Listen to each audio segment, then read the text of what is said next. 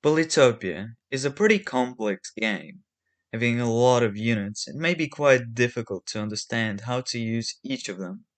This video will teach you about types of units and how to use them.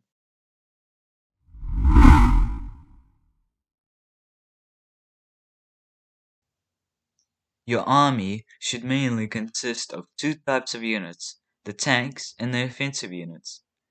Tanks are units with high health and high defense, making them harder to kill, but having low attack and movement speed in exchange. Tank units include shields, warriors, and swordsmen. These units are perfect in the front line, not allowing your opponent's units through without taking lots of damage. Sieging cities with these units is also really good, as it will be harder for your opponent to unsiege. Train your tanks at the front of the battlefield. Offensive units are your main attackers. They have high movement and attack to deal a lot of damage, but low defense and health.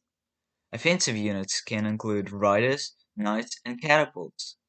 These units are good at the backline of protection of the tanks. Train these units at the back of the battlefield as they can reach the front much faster than tanks. Your unit's power can also be boosted by a handful of checks. Archery and climbing allows your tanks to take less damage, and roads allow your offensive units to reach further and get onto the battlefront faster.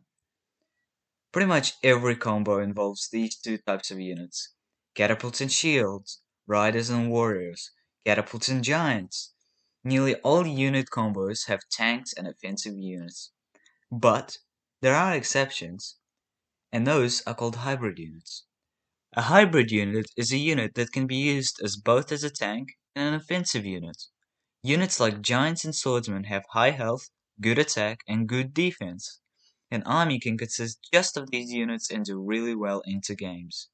Though, later in the game when an opponent has gotten units that have better attack or defense, your units will need a backup.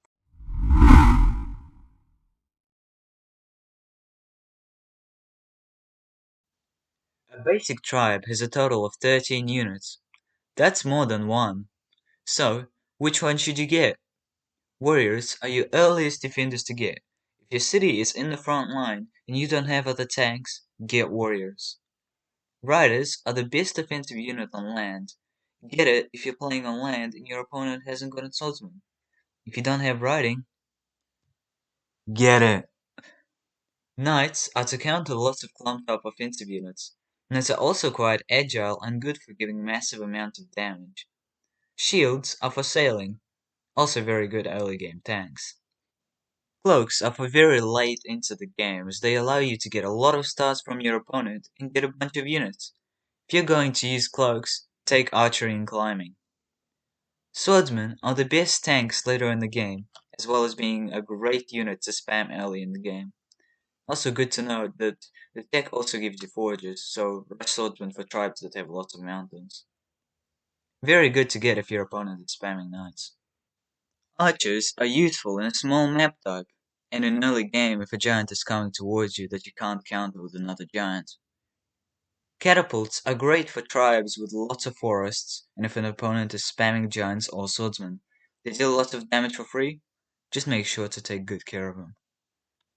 Giants are for turning games around, very good for battleships and sieging cities. Don't get them early into the game if it's on large maps. Get them by turn 9 to 10 though. Boats are good for early exploration and swarming your enemy's battleships. Better to upgrade them to a ship or battleship though. Ships counter Symantry as well as being great early to mid-game offensive units.